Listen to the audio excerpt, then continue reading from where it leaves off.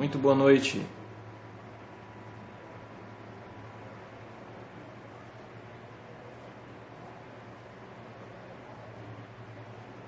Dentro de instantes começaremos a nossa live sobre igreja doméstica.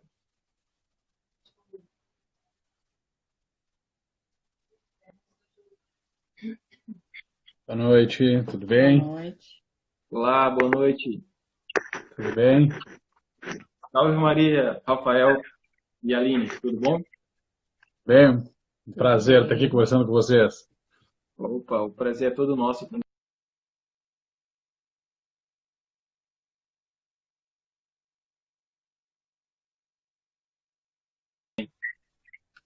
Vamos começar sobre esse tema, né? Vamos falar um pouquinho sobre esse tema. Vai ser bem interessante porque na nossa cidade tem muita gente que casou recentemente e que constituiu família, ou aqueles que já são, né, membros de uma família e nos tempos de hoje vivem de maneira muito atribulada e aproveita então essa live para falar um pouco mais, né, sobre a igreja doméstica, o que ela pode acrescentar aí na vida espiritual no lar das famílias católicas.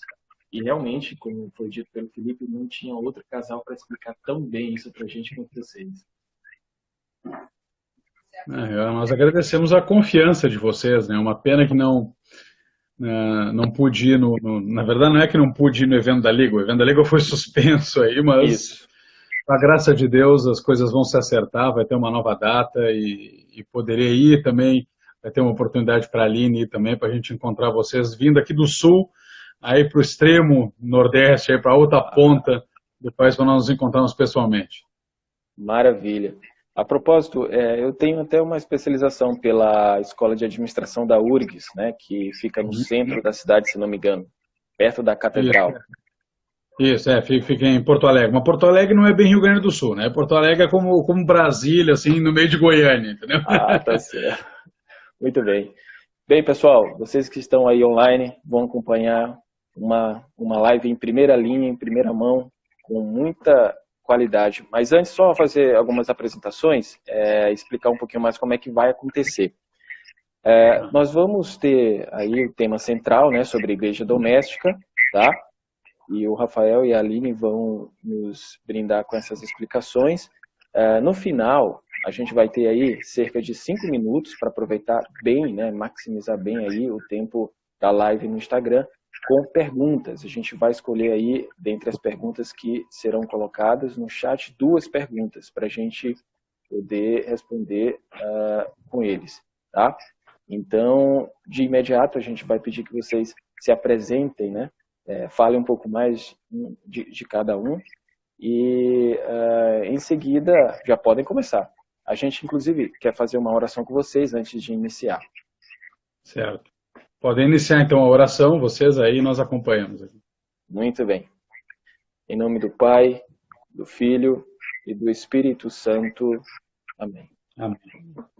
Inspirai, Senhor, as nossas ações e ajudai-nos a realizá-las, para que em vós comece e para vós termine tudo aquilo que fizermos. Por Cristo, Senhor nosso. Amém. Amém. Nossa Senhora do Carmo, Rogai por nós. São José, Rogai por nós. em nome do Pai, do Filho e do Espírito Santo. Amém. Amém. Muito bem, podem...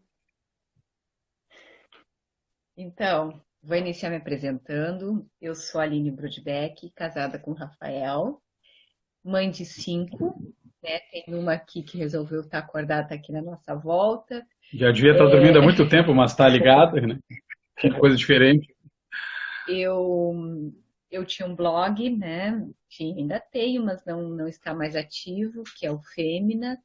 E atualmente nós estamos mais focados e nos concentrando mais nesse apostolado da família, né? Esse apostolado voltado para a nossa família e também para as outras famílias. Eu sou o Rafael Vitola Brodbeck, eu sou delegado de polícia, também tenho uma formação jurídica, então, como a Aline, um casal, ele é advogado, eu sou delegado. E os filhos dela são os meus também, né? Temos 5 filhos. E nós moramos no interior do Rio Grande do Sul, Moramos numa cidade histórica, Piratini, uma cidade que foi palco de guerras, né, que foi a capital da Revolução Farroupilha. E estamos aí há muito tempo tentando fazer a nossa parte, com muitos percalços, tentando cumprir aquelas promessas que todos nós fizemos no batismo, né, de buscar a santidade e fazer apostolado, mais do que fazer apostolado, ser apóstolo, né? Mesmo quando nós não estamos fazendo apostolado específico, como agora estamos, nós temos que impregnar todas as realidades nas quais nós vivemos com essa dimensão apostólica também. Maravilha, muito bom. Que bom que existem casas assim. Isso também dá a gente muita inspiração, né, para continuar avante, para continuar firme, porque a gente sabe que funciona e dá certo, né? Como diz alguns autores na área, especialistas na área matrimonial, que o casal ele se une para caminharem juntos para o céu, né? E eu acho que esse é o caminho que todo casal deve fazer. Pois bem, perfeito. Podem começar. Bem, nós trabalhamos há muito tempo com a Aline com as questões de feminilidade, né? Desde quando a gente era solteiro, eu trabalhava muito com essa questão de liturgia, de doutrina também. Um dos fundadores, junto, claro, com o Carlos Nabeto, com o Alexandre Lima, que foram os iniciadores, mas logo em seguida eu entrei no Veritatis Splendor, que foi um site típico de apologética, ainda existe. Trabalhamos com Salva em Liturgia, a Aline com Blog Fêmea, enfim. Mas quando nós casamos, nós fundamos então a nossa igreja doméstica, como todo casal, ao casar, ao receber esse sacramento do matrimônio, ao conferir um ou outro sacramento do matrimônio, eles fundam uma igreja doméstica. Então não se trata apenas de querer transformar a família católica numa igreja doméstica. Muitas vezes as pessoas perguntam, como é que eu faço da minha família uma igreja doméstica? Não é fazer da família uma igreja doméstica. Ela já é uma igreja doméstica a partir do sacramento do matrimônio. Então nós vivendo nessa igreja doméstica, com seus percalços, com seus problemas naturais a todo casal, a toda família, nós procuramos então nos formar nesse tema e Deus foi nos conduzindo de maneira muito natural, porque as ações são sobrenaturais, mas agem de maneira muito natural, né? Não é um anjo que aparece e diz, vai trabalhar com a família. Poderia acontecer, mas não foi o caso. Na maioria das vezes não é o que acontece. Né? Deus age sobrenaturalmente através das causas naturais, das causas segundas. E nós muito claramente fomos nos inclinando para este apostolado de aconselhamento das outras famílias, de busca, de transmissão de conhecimento doutrinário sobre a realidade da família, sobre a realidade do sacramento. E isso culminou com a fundação de um blog, o Domestic Ecclesia, que nós temos até hoje, não é tão atualizado assim, mas eventualmente a gente coloca alguma coisa ali. E também com um livro, que já está na segunda edição, né? Família Católica e Igreja Doméstica, que eu e a Aline escrevemos, é a segunda edição atualizada pelas edições Cristo Rei. É possível comprar esse livro, na minha bio tem um dos links, mas tem em tudo que é lugar, tem na Amazon, Eclésia, quer dizer, livraria é o que não falta para vender. Então procurem e adquirem esse livro.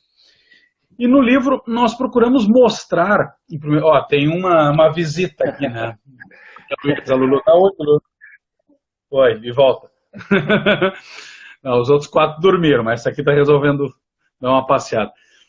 Então, nós começamos a trabalhar com isso, mas em primeiro lugar nós temos que entender, isso eu já dei numa formação aí para o Instituto, que eu passei por Hangout com vocês, que a vida espiritual tem que ser plenamente compreendida a partir do plano de Deus para nós. O plano de Deus para nós passa do conhecimento do que é a realidade do homem, do que é o pecado.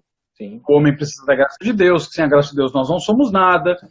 E esta graça de Deus que nos configura com Cristo, essa graça de Deus que nos torna um com o Pai, essa graça de Deus que nos torna inabitação da Santíssima Trindade, que nos torna templo do Espírito Santo, essa graça de Deus que nos justifica, que nos santifica, que é o que vai nos levar para o céu, e que já aqui na Terra nos faz um com Cristo mesmo, né? Não é só uma capa à moda protestante da graça, ela realmente transforma o nosso coração, ela é dada ordinariamente através dos sacramentos.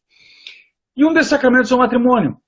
Só que, embora a gente saiba disso e conheça a teoria de tudo isso, que o matrimônio é um sacramento, portanto é um canal da graça, e que se ele é canal da graça, então ele nos santifica, e se ele é canal da graça, então ele nos justifica, ele nos configura a Cristo, nos faz templo do Espírito Santo, tudo isso que eu falei, nos leva para o céu, nós não, muitas vezes, nós não fazemos os exercícios práticos que levam às plenas consequências dessa teoria que nós sabemos. Porque nós muitas vezes identificamos sacramento com um rito litúrgico, certo? O sacramento do matrimônio é um matrimônio porque é um rito litúrgico, tem um padre, tem roupas litúrgicas, tem umas fórmulas para usar, é dentro de uma igreja, então é por isso que ele é sacramento, a gente acha, muitas vezes. Mas não é verdade, porque a liturgia das horas é liturgia, mas não é sacramento. Né? As bênçãos solenes são liturgia, mas não são sacramentos. Uma procissão com o Santíssimo Sacramento é liturgia, mas ela não é sacramento. Os funerais são litúrgicos, mas não são sacramentos. E, no entanto, um batismo de emergência dado por um pai ou por um médico no hospital não se reveste de todo um ritual litúrgico, mas ainda assim é sacramento. Então, o sacramento não é aquilo que tem pompa sacramental. Sacramento é um canal da graça de Deus, um meio da graça de Deus, um sinal visível da graça que é invisível. Assim como a água nos chega até a nossa casa, vindo dos reservatórios d'água da cidade, pelos canos, os sacramentos são esses canos. Por ele nós temos essa água. Então, o sacramento, como o sacramento que não é por conta da liturgia, é por conta do sacramento. Então, ele nos santifica, ele nos une realmente a Cristo. Pelo sacramento do matrimônio, eu e a Aline nos unimos um ao outro e nós nos unimos com Cristo mais ainda. Assim como nos unimos no batismo, assim como nos unimos na confissão, assim como nos unimos na crisma, nós nos unimos com Cristo no matrimônio.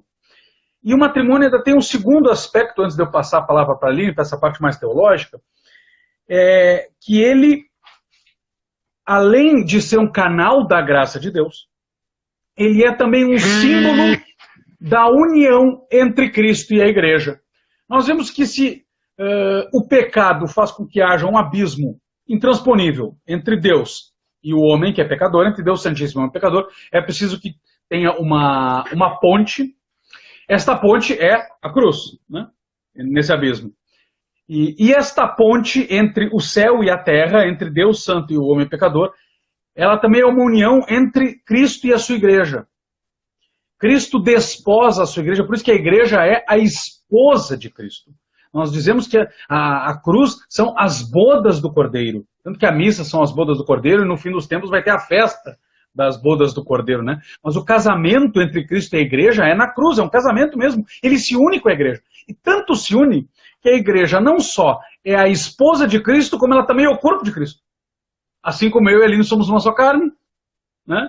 Como eu e a Aline somos uma só carne pelo casamento, Cristo e a igreja são um só também. Então a igreja é a esposa de Cristo e por ser a esposa, ele está tão unido com essa esposa que ela é o corpo do qual ele é a cabeça.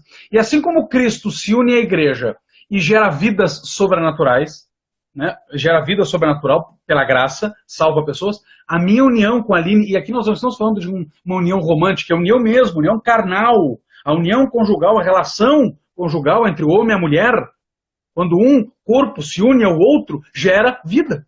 Então, a geração de filhos, a geração de vida, através da relação sexual, ela é um símbolo também desta união entre Cristo e a igreja que nos gera a vida sobrenatural pela graça. Agora eu vou deixar a Aline falar um pouquinho, senão vai virar uma aula de teologia, nós vamos estourar o tempo. Deixa ele falar, tranquilo. Pode perguntar, fica à vontade aí para falar. É porque o Rafael falou bastante aqui também. Deu para perceber. E realmente, como eu já imaginava, uma aula mesmo. Essa live promete, com certeza. Mas pode falar, Aline, a gente está para te ouvir também. Não, eu acho assim, olha, realmente não há muito além, né, do que acrescentar do que o Rafael colocou. E a gente coloca muito assim a questão no livro, muito ali também a gente fala a questão prática, né, do casamento, dos pequenos atos de amor, né? Porque o casamento, ele nos dá uma cola, né? Nós estamos colados, eu e o Rafael, pelo resto da vida. Se nós nos separarmos, nós só nos separamos nos quebrando, mas ainda assim aquela cola vai estar ali conosco, né? Pode ter pedaços da gente por vários lados, mas nós dois vamos estar juntos ali, colados, né? Então, só a morte que vai nos separar. E nós temos que evitar, né, dentro disso, né, do casamento, nós temos que evitar que haja esse estilhaço, que se haja essa quebra. E como se evita? Com os pequenos atos do dia a dia.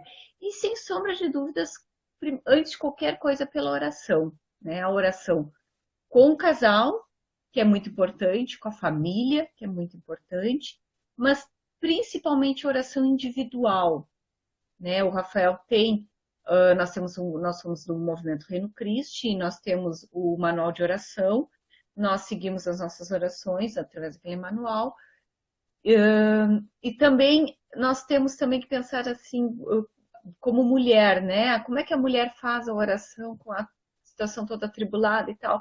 Ela tem que fazer a oração do manual sempre. O ideal é que faça, quanto mais tempo para Deus, melhor, mas nem sempre dá, né? E eu vou me santificar no meio das minhas panelas. E ali também eu estou fazendo a minha oração junto para Deus e pedindo muito, né? Não só por mim, pedindo pelo meu marido, pelo nosso casamento, pelos nossos filhos. Assim como Cristo e a igreja elas estão juntos, mas isso não impede a igreja de sempre tributar louvor a Cristo, né? Nós vemos agora que nós não temos missas em público, mas a igreja continua celebrando a liturgia, você celebrando, adorando a Deus, que Deus é o destinatário da liturgia, mas nós somos os beneficiários da liturgia. Deus é o destinatário, nós somos os beneficiários. Tem uma passeando aqui. E a igreja continua tributando louvor a Cristo e Cristo continua abençoando a igreja. Então, essa relação entre Cristo e a igreja continua. Não é só na cruz, ela continua acontecendo, até porque a cruz se perpetua na missa, né? Então, este amor de Cristo pela igreja, da igreja por Cristo, celebrado na cruz, ele é perpetuado na missa.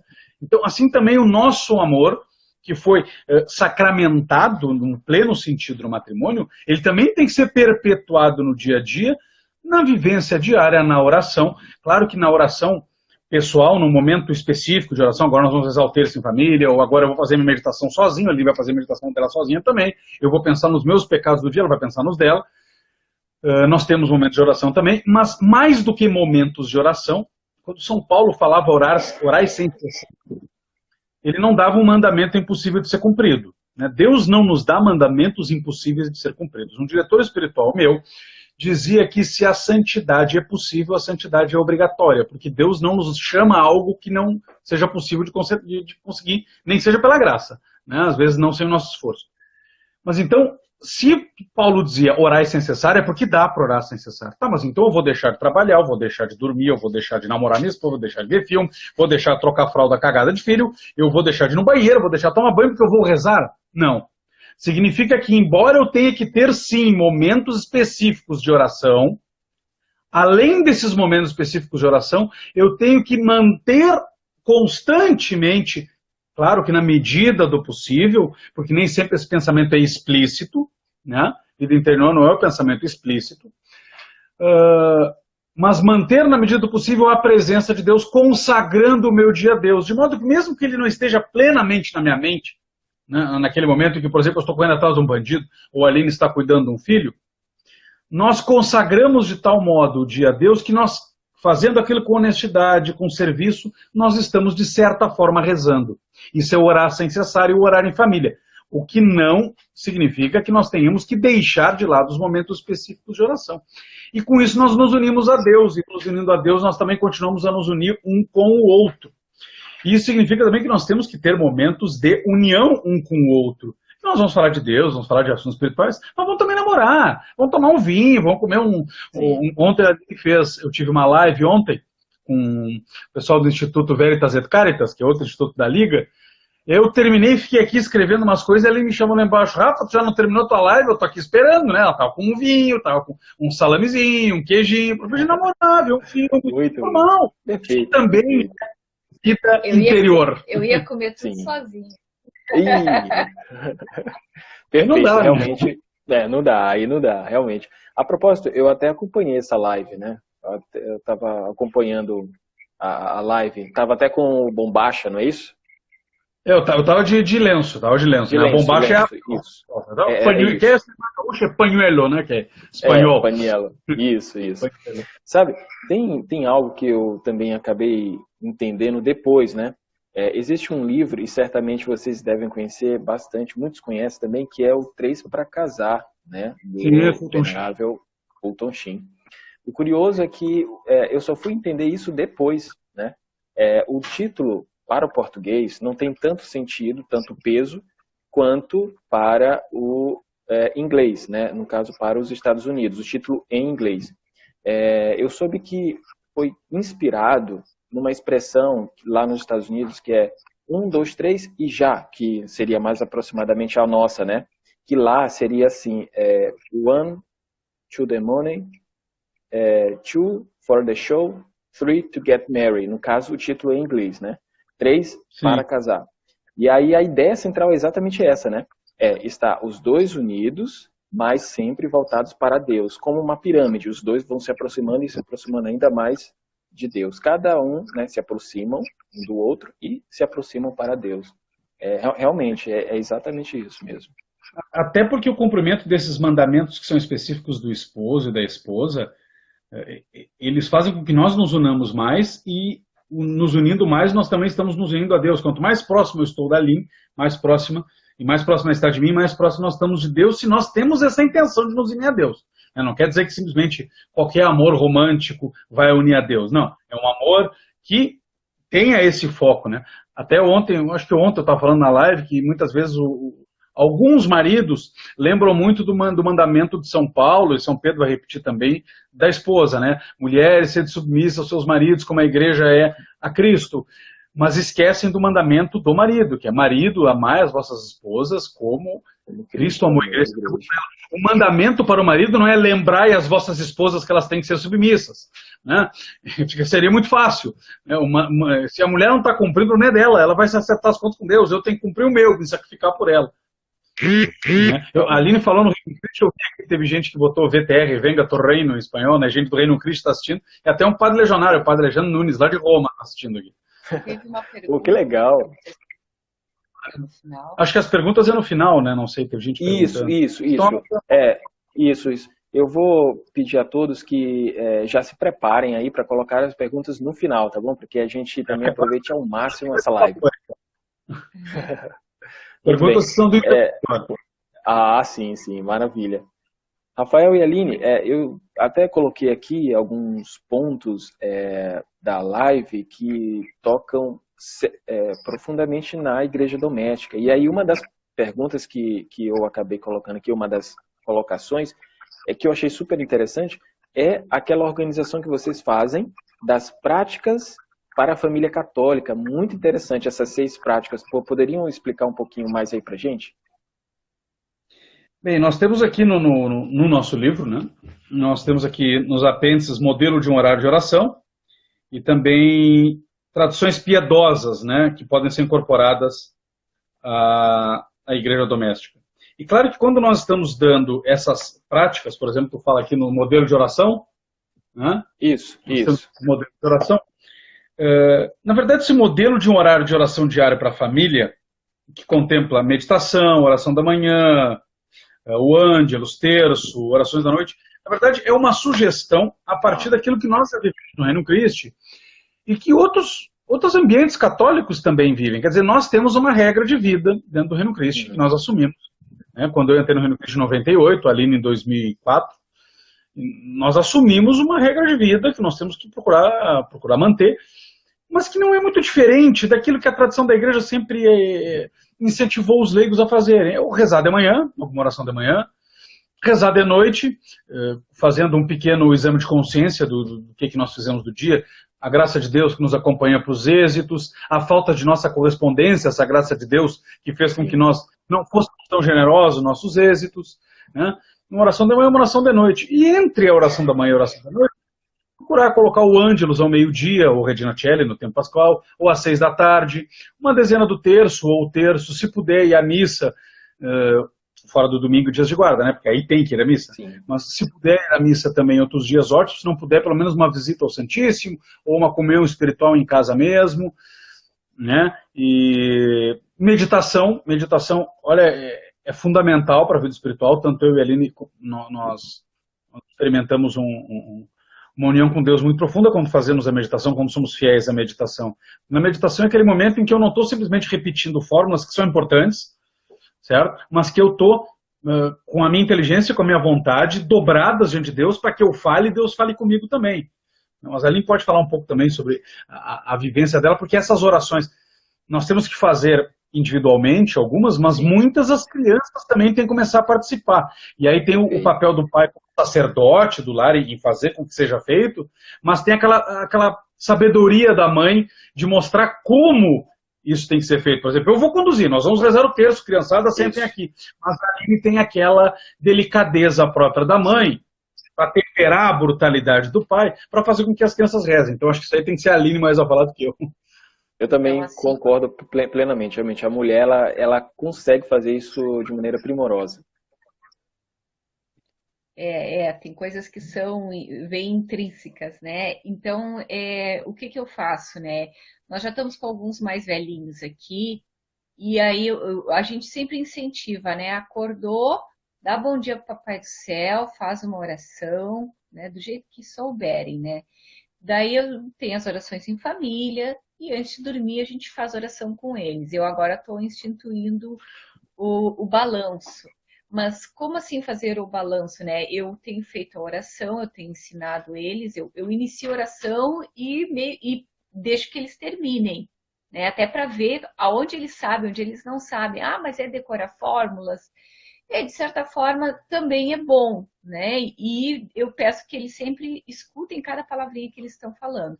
E depois eu vou orientando, né? Aí eu vou olhando para cada um, né? Se é mais respondão, Papai do Céu, me perdoa por ser tão respondão, por brigar com meus irmãos. E aí eu vou olhando assim, o olho vai fazendo a oração, todos têm que repetir, o olho, né? Já é uma forma de ensinar o balanço da noite. Né? Daí depois, de noite, assim, quando a gente se reúne em família para rezar o terço, às vezes eu falo, mas eles não ficam sentados, daí entra a mãe, olha, aquele ali não tem tanta idade, ela tá rezando, mas ela tá na volta, né? E toda aquela sensibilidade materna de conduzir a situação. Daqui a pouco o véu tá virando alguma coisa para mexer na mão, mas volta, então, aí reza. De dizer, olha, que importa é estar junto, até porque tem determinadas idades e a gente tem que saber entender que eles não vão ter o mesmo intelecto que uma criança mais velhinha, né, que um adolescente, sequer que um adulto. Então, eles têm que entender que aquele ambiente que eles estão ali é, dentro da cabecinha deles, que já é uma preparação e uma maneira de se formar para algo mais profundo futuramente. Eles não vão, mesmo uma criança de 10 anos, salvo raras exceções, ela não vai conseguir entender a profundidade de um santo terço, de meditar sobre um mistério tão profundamente. Ela vai entender dentro das suas limitações, mas já está imbuída naquela situação toda. E também eu acho que né, a gente tem que aproveitar os ensinamentos dos santos.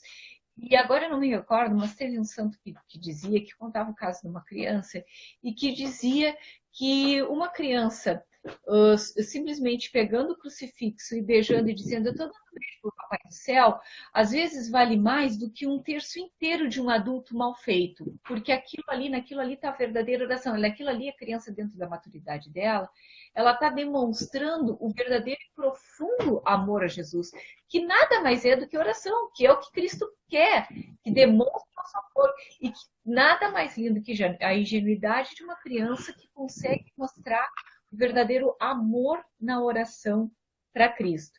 E durante o dia também, às vezes o que acontece?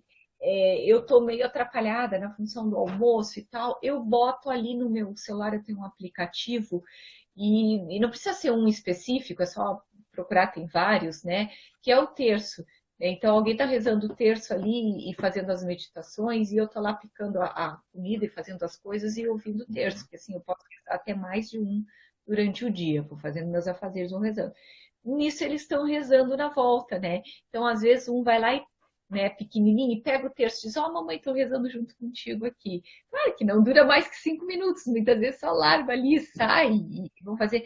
Mas aqueles 5 minutos, aquele momentinho que ele ficou ali, que só pegou e que quis, aquela intenção para Cristo aquilo vale e para a formação espiritual deles vale também. Vale também. E é interessante que nós temos que viver de maneira tão natural Não, filha, deixa aí. Nós temos que viver de maneira tão natural esta fé católica, esta visão católica, que na nossa casa, que não seja algo caricato, certo? Não pode transparecer que seja uma seita, uma coisa... Não pode transparecer muita singularidade, no sentido de que são pessoas completamente desconectadas da realidade. Mas isso também não é desculpa para que nós sejamos mundanos, ou para que a gente não transpareça o bom odor de Cristo. Né? Então, encontrar esse equilíbrio é o que a gente vai fazer no dia a dia. Mas essa transparência do amor de Cristo, ela tem que ser tal que as pessoas que nos visitam e que não são tão católicas, elas entendam que este é um lar católico. Nós temos aqui pessoas que trabalham para nós aqui em casa, nós temos um empregado todos os dias, temos faxineira também, o cara tem para piscina e tal. Mas quando eles têm acesso a determinados... Bem, a empregada tem acesso a tudo em casa, né? Mas ela vê que tem um altar, né, onde se celebra a missa, eventualmente, quando tem padre. Tem crucifixos pela casa, tem imagens de santo. Né? Eles rezam antes de comer. Quer dizer, a empregada vê tudo isso aí. As pessoas convivem em tudo isso aí. Então, é uma maneira muito natural, sem caricatura, sem formar um personagem católico, sim, mas vendo que essa fé católica é vivida de maneira natural.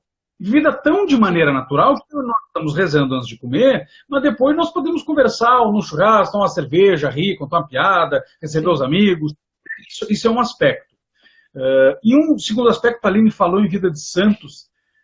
Os santos são não só importantes para que a gente preste culto a eles, para que a gente peça a sua intercessão, mas também, principalmente para as crianças, interessante como modelo. Né? E aqui nós temos a coleção Legenda Áurea para crianças. Né? Excelente, legal. Façam assinatura, tem propaganda gratuita, façam assinatura, nós fazemos assinatura, que é a história dos santos do calendário. Né? Então, cada mês vem algum santo. E o livro é interessante, porque vamos ver se acha aqui com tem ilustrações, e a história do santo. Muito bom. Linguagem de criança, mas eu digo que eu, como adulto, aproveito. Porque é uma linguagem de criança, não é uma linguagem idiota, é uma linguagem de criança que exige um pouco, e não fica só falando, como São Francisco era bonitinho com os bichinhos. Não. Sim. Me conta, se fala de um santo mártir, conta o martírio. Foi lá, sim, degolou, jogou no fogo. Não é nada para a criança também ter pesadelo de noite, claro, mas conta a verdade sem passar pano por cima, como se diz hoje. Sim. Né? E as pessoas adoram a história de santo.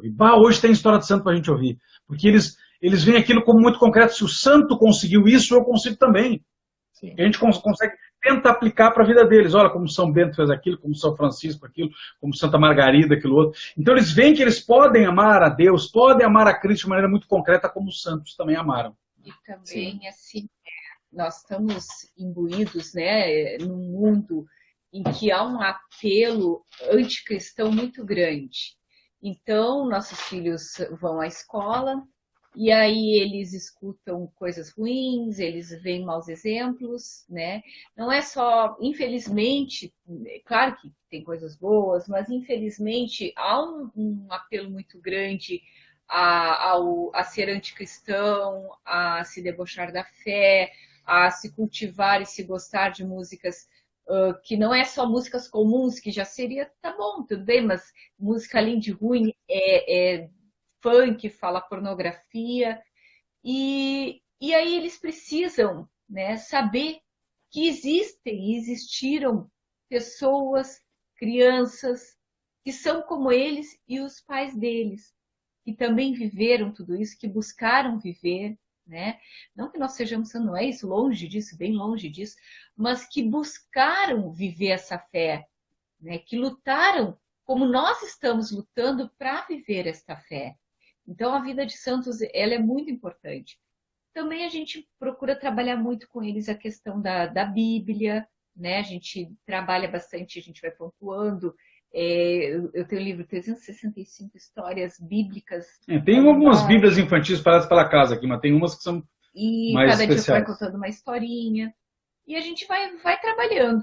Mas é tudo muito assim, de maneira natural. Não, muitas vezes tem dias que não dá, e tranquilo, às vezes a dinâmica familiar, o dia foi corrido, tal, não tá legal, mas a gente busca pelo menos todos os dias,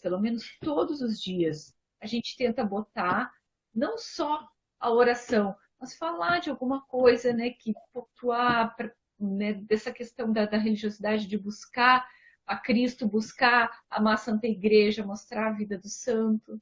Trata de fazer as crianças abdicarem muitas vezes dos seus próprios critérios que estão errados e adotarem os critérios de Cristo. Isso aqui é a formação. Né?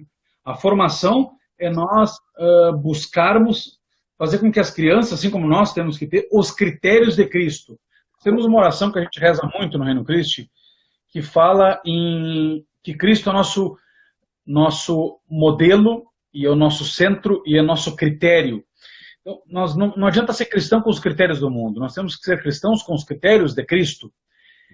Então, as notícias que chegam a nós, com as crianças, as conversas naturais que a gente tem com a criança, a gente fui lá de bicicleta e aí fiz tal coisa, aí o fulano fez isso. A conversa que se tem normal, a convivência normal do dia a dia, trata de naturalmente, sem precisar fazer um sermão, atenção, ó filhos, agora vocês vão ouvir a palavra da salvação que vai levar... Não é nada muito pomposo, não é para ser algo forçado. É algo natural, de ir aos poucos fazendo com que a criança adote os critérios de Cristo. Porque o fulano me olhou errado, aí eu vou brigar com ele. Não, por que vai fazer isso? Será que é o que Cristo queria? Vê bem, olha o que Cristo fez no Evangelho fazendo tal coisa, olha o que o santo disse tal coisa. Quer dizer, para que as pessoas passem a adotar. Porque julgamento nós sempre vamos fazer. Deus não impediu a gente de julgar. Diz para a gente não julgar o interior, diz para a gente não julgar sem provas, para não julgar temerariamente. Mas julgamentos nós fazemos a cada momento sobre coisas objetivas. Então se trata de procurar não julgar temerariamente, mas de julgar conforme Cristo julga. Né? E não as pessoas, mas as situações próprias mesmo, né? O que eu tenho feito para agradar mais a Cristo? As crianças têm capacidade de entender isso e nós temos que fazer isso. E, aliás, esse ensino das crianças, ele tem que ser um reflexo de algo que eu e a Aline aplicamos na nossa vida. Não adianta a gente querer que os nossos filhos sejam santos se nós não buscamos a santidade nós. Nós temos que dar o exemplo. Esses dias a gente viu o Marcos Mion, aquele que é apresentador, né, foi da MTV e tudo, que é católico, e tem mostrado que ele é católico publicamente, né, teve uma conversão, uma coisa muito bonita. Ele escreveu uma frase que para mim me tocou muito: os filhos têm o direito de ver os pais de joelhos. Olha que coisa interessante, os filhos têm o direito de ver os pais de joelhos. Direito é aquilo que muitas vezes nos dá prazer, nos dá liberdade, eu tenho direito.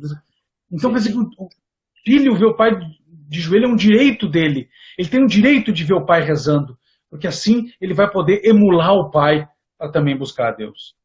Até porque Sabe? Deus... Não, por favor. Confiou nossos filhos, mas os nossos filhos não nossos propriamente ditos. Nossos filhos nos foram dados por Deus, nós somos babás de Deus. Nós vamos prestar contas disso, né? E embora muitos santos fossem filhos de pais que não eram santos, e muitos santos pais tiveram filhos que não foram santos, isso acontece também, nós temos, graças a Deus, famílias canonizadas. Né? A família de São Basílio, por exemplo, São Basílio Magno, que era irmão de santo, era filho de santo, mas não era filho de santo da Umbanda, né? Era filho de santo mesmo. O outro era pai de santo, mas não era de batuque. O pai era santo, a mãe era santa, a avó era santa, né? O avô era santo, o irmão era santo, outros irmãos eram santos também. Santa Teresinha, os pais santos também. Quer dizer, nós temos vários casais santos, com filhos santos e com os pais desses casais que eram santos também. Então, graças a Deus, nós temos isso aí bastante para ter como exemplo a gente não se desesperar e saber, nós vamos perder. Alguns santos tiveram filhos que não foram santos. Com certeza, são luminárias, né? A gente vê e consegue perceber que acontece, né? Aliás, claro. O exemplo que eu iria citar seria o da Santa Teresinha. Em uma das passagens da vida dela, da biografia, simboliza, né, sintetiza que ela via São Luís Martin rezando de joelhos, mas tão compenetrado que ela concluía dizendo, né, meu pai é mais digno do céu do que da terra. E isso também é legal, né, porque causa inspiração, motivação. São Francisco também dizia que evangelizar, e se preciso for, utilize as palavras. Ele lembrava que o exemplo realmente era o que mais impactava. Eu tenho até um caso para para lembrar que tem um pouco relação direta com o que a Aline falou sobre o trato com os filhos. Antes de ser vice-presidente do Instituto Ludovicense Padre Antônio Vieira, há 2, 3 anos atrás, eu substituí por alguns dias uma catequista, né, que não podia dar as aulas, aí eu tive que substituir. Era para uma turma de crianças de 5, 7 a 10 anos, né?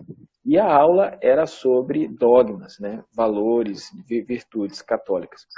Em determinado momento eu citei um santo, né, um santo Marte, e elas ficaram bastante interessadas, assim, o que significa o martírio, porque não haviam ouvido falar ainda sobre isso, né? E aí eu tinha falado do grande santo Santo Inácio de Antioquia, que foi devorado pelos leões, né? Tanto que as imagens que tem, né, os ícones que tem dele são belíssimos, porque mostram realmente o... Tem vários leões, um na volta, embaixo, né? Contou a história dele para as crianças. Lindo. Pois é, e aí eu falei um pouco mais da história dele, né? E elas ficaram assim paradas, tentando entender, e depois perguntaram, mas por que ele fez isso, né? E aí eu fui explicar, olha, ele deu a vida por Cristo, ele quis viver ao máximo e imitar Cristo em tudo, e por isso as pessoas da época, a comunidade da época, não queriam que ele fizesse isso, que ele se doasse inteiramente a Cristo. Então, resolveram tirar a vida dele dessa forma, tá? E aí elas perguntaram para mim, a tira-roupa, uma pergunta tira-roupa. Tio, e o senhor daria vida por Cristo? Forte. Pois é. E então eu tentei responder, claro, né? A gente pensa de pronto, sendo católico, não, sim, a gente daria vida a Cristo, mas peraí, a gente daria nesses termos, né? Levando a vida a cabo, né? Perdendo a vida dessa forma como o Santo Irineu, Santo Inácio de Antioquia havia perdido, né? Então, eu tentei explicar para elas e elas queriam saber mais, elas estavam ávidas, e eu acho que é isso que falta, como a Aline havia dito. Eu acho que é isso que falta também nos lares e até mesmo na própria catequese. A oportunidade de elas conhecerem mais a vida dos santos, como essa coleção da Legenda Áurea para crianças, né? Porque eu acho que é isso que falta mesmo, para que elas percebam que vale a pena sim ser católico, vale a pena seguir o exemplo dos pais, vale a pena também seguir o exemplo do sacerdote que se entrega inteiramente ao serviço do altar. Nós temos, inclusive, São José Luís Sanches del Rio, livro de minha autoria também, pela edição de Cristo Rei, pode comprar também na bio ali, acho, está em tudo que é lugar para vender. Mas não achando, me procure. Que não é um santo, não é um bispo, não é um patriarca, não é um pai de família, não é um cara mais velho, eu já vou morrer mesmo, já estou velho, né? Era um adolescente de 14 anos. Adolescente martirizado com 14 anos. E que se alistou na Guerra Cristeira do lado dos católicos mexicanos para combater o governo, e a mãe dele disse, mas tu vai morrer. Ele disse, nunca foi tão fácil ganhar o céu, eu vou mesmo. Né? E ele foi, e os algozes disseram para ele, é só dizer com a tua boca, não precisa dizer com o coração, diz com a tua boca, que morra Cristo Rei. E ele gritava mais entusiasticamente, que viva Cristo Rei. E tiraram as palmas dos pés dele, né? E tinha que caminhar com a pele arrancada durante vários momentos, até a sua cova que ele cavou. Ele podia naquele momento, eu não aguento mais, que morra Cristo Rei, não. E ele que viva Cristo Rei, até que tomou um tiro, então, e é martirizado. A história dele eu conto neste livro. São José Luís Sanches del Rio, mártir cristeiro. E as crianças conhecem a vida deles aqui. Nós vamos passar para eles agora, vamos só ver um dia certo. Eles já pediram para ver o filme da Cristiada. Nós vamos mostrar para eles, para ver justamente e esse livro nos fala muito da Cristiada, de São José, até porque o Reino Cristo é um movimento que é mexicano, que veio do México, então nós temos muita ligação com ele, né? E as crianças aqui gostam muito disso, porque esses são exemplos muito concretos. Né? A fé tem que ser concreta, Sim. Tem que ser visível, as crianças têm que ver a gente rezando, tem que ver a mãe com o terço na mão. Sim. Tem que ser uma coisa concreta. Realmente. Aline, eu até tinha olhado o blog de vocês e algo me chamou muito a atenção, né? Que seria, especialmente nos dias de hoje que a gente vive, né? Tempo de coronavírus, das crises e, infelizmente, da privação da Santa Missa. E aí me veio, né, a pequena reflexão para saber de vocês como é que a igreja doméstica pode enfrentar esses tempos atuais, como é que ela consegue, diante desse impedimento de ir à missa, de exercer alguns dos sacramentos, né, como é que ela pode exercer, então, essa função dentro de casa, no caso da igreja doméstica, para superar, para enfrentar essa crise nos tempos atuais. Sim, a gente, claro, é evidente que não tem como não explicar para eles toda essa situação, né? Cada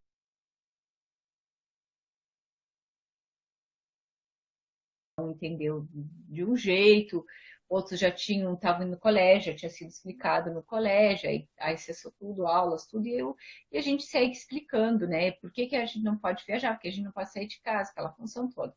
Bom, sabendo isso, como viver, né, dentro de casa, tudo isso? A gente já vivia aqui, obviamente, fazendo a catequese no lar, então eles não tinham esse contato de paróquia, de catequese, mas tinha a função da missa, né? Então a missa, assim como é doloroso para nós não poder participar da Santa Missa, para eles é estranho também, né? De certa forma é doloroso, porque além de tudo era uma rotina aqui da casa, domingo de manhã eu acordava, ia na missa e tal, depois o churrasco do papai. Sempre. Então, assim, o que a gente faz, né? O que a gente tem feito? A gente está assistindo a missa pela televisão, e o Rafael chega do trabalho, ele já procura um horário de missa para botar na televisão. Então ele bota, nem que seja pelo menos um pedacinho, um pouquinho. Mas por quê? Por que a gente está vendo a missa na TV, né? Então eles estão assim, curiosos. Aí a gente explica, olha, é um momento nós estamos passando, nós temos que rezar.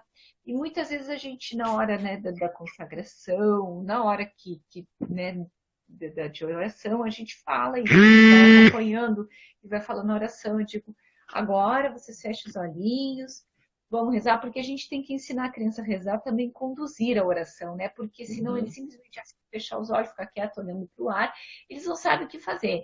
Então a gente também deixa também alguns momentos para que eles por si só tenham, né, esse momento da própria oração do jeitinho deles, mas também a gente conduz. E aí a gente diz, agora nós vamos rezar para as pessoas que estão doentes, por esse vírus, que se acabe, para que a gente possa ter vida normal. E a gente tá levando mais ou menos assim, né, nesse sentido. A Maria Antônia, que é mais velha, já tem 10 anos, ela perguntou, tá, mas a gente está assistindo missa todos os dias, mas antes a gente não ia missa todos os dias, até porque não tem missa diária aqui, né? Eu disse, é justamente para tentar, entre aspas, suprir a falta da missa dominical. Vamos mostrar a Deus que a gente tem amor para Ele, que a gente sente tanta falta dessa missa dominical, que a gente quer pelo menos assistir pela televisão nos dias que der, além do domingo. Então a gente tem procurado assistir tanto missa no rito novo, bem celebrada, claro, sem bagunça, missa no rito novo, bem celebrada. Hoje nós assistimos missa no rito novo mesmo, rito pós-conciliar, em latim, né, do Dom Antônio Keller. Né, o Dom Antônio Keller celebrou Versus Deum. Esses dias também nós assistimos um padre legionário de Cristo, o padre Nilo, que foi nosso diretor espiritual há muito tempo, ele está no México hoje. Ele celebrou, estavam celebrando na capela, então ele utilizou uma mesa da biblioteca dele lá, mas transmitiu e celebrou em latim também, com as leituras em latim, depois ele explicou em espanhol. E assistimos também a missa no rito antigo, em alguns lugares, mostramos ali pelo YouTube, né? A gente tem YouTube na televisão, com a Smart TV, e as crianças veem, ficam uma imagem boa. E é interessante que quando a gente vai à missa, no nosso caso, funciona a gente botar as crianças um pouco atrás, a gente não fica nos bancos da frente, porque a gente tem uma rota de saída caso comece a incomodar, né? Não, e a gente se preocupa muito com o outro, né? A gente não quer que a criança atrapalhe os outros. E não quer que atrapalhe a oração. Nossa igreja tem muito velhinho, né? Muita pessoa de idade. E vai desconcentrar, né? Aquela senhorinha, não tem sentido. Então a gente, agora na missa, na televisão, foca bem no altar, né? Então as crianças conseguem ver determinadas cerimônias com detalhes. A mão que faz assim, que pega o cálice, que pega a patena, ou que os dedos não se separam. E eles ficam muito impressionados, coisas que eles já sabiam, mas não tinha caído a ficha, como se diz. Uhum. E a gente aproveita para explicar o sentido das cerimônias, e isso certamente vai ajudar com que eles assistam melhor a missa quando forem Coisa que a gente já explicava, mas é diferente de explicar com um vídeo mostrando, olha o padre ali levantando a casula. Isso. Riqueza de detalhes. Isso vai ajudar muito na vida espiritual deles, certamente. E a bênção do Papa, eles assistiram comigo, o Rafael estava no trabalho, e aí eles assistiram comigo aqui, né? Aquela Urbi et Orbi, né, com o Santíssimo. Isso. Sim, e foi impactante também para eles, né? Eu acho que não teve um cristão que não assistiu, que não ficou profundamente comovido. Amigos meus luteranos, inclusive, disseram que ficaram impactados com a liderança do Papa, né? Eu recebi mensagens, assim, eu botei no Instagram fotos ali e tal, e recebi mensagem de gente, assim, de luterano, de outras religiões, dizendo que ficou impressionado e que como gosta do Papa e que aquilo mexeu muito. E eles também, eles assistiram, né? E na hora da bênção mesmo, né? Da exposição santíssima que o Papa levantou, eles de joelhinho lá, né? Vão ficar de joelho. A mãe, eu estava dando de mamar, a mãe não pode, mas vocês ficam aí de joelhos, porque olha ali, ó, Jesus ali. Vocês ligam a TV e veem, estão acostumados a ver às vezes um filme, vem a Cinderela e vem alguma coisa, o Bento está no dos japoneses, aqueles que os Power Rangers, Jaspion, e Changeman. ou sei lá, o Capitão América. Então, ali é muito mais importante, né? Mais do que um superstar, é mais do que um astro, é mais do que um herói, porque é o herói de todos os heróis. Porque eles sabem que é Cristo, né? Claro, cada um de acordo com a idade, mas a gente usa muito uma analogia com eles, é que Jesus se disfarça de pão. Porque justamente isso, porque a aparência é pão, o cheiro é pão, o gosto é pão. Está disfarçado de pão. E aí você pode pensar assim, por que está dizendo isso? Não, eles já não sabem desde que nasceram, que vão lá na missa e tal.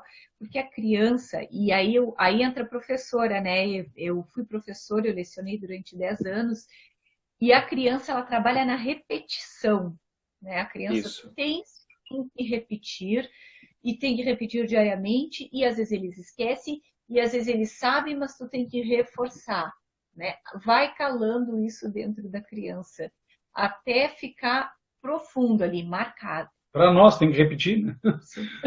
Sim. Aliás, é uma máxima latina que eu levo sempre para a vida, né? Repetitio est mater studiorum. A repetição é a mãe da sabedoria, e realmente só assim que a gente consegue, né, dar um passo de cada vez.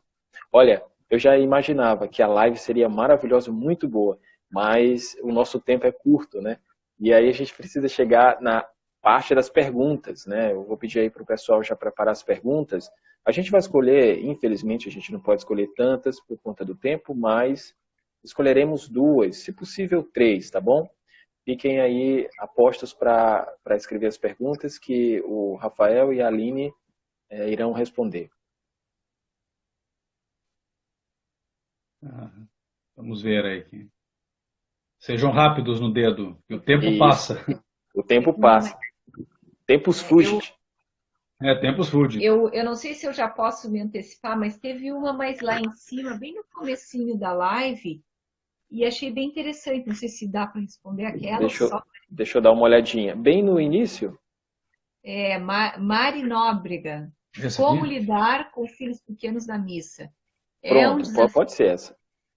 Acredito que haja alguma preparação adequada para eles antes. Ótimo. Essa menina aqui, a Mari, ela é, se não me engano, é nossa aluna em algum dos cursos também.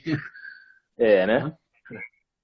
Então, essa é realmente uma perguntinha bem clássica, né, que a gente encontra sempre. Como lidar na missa? Não tem receita de bolo, né?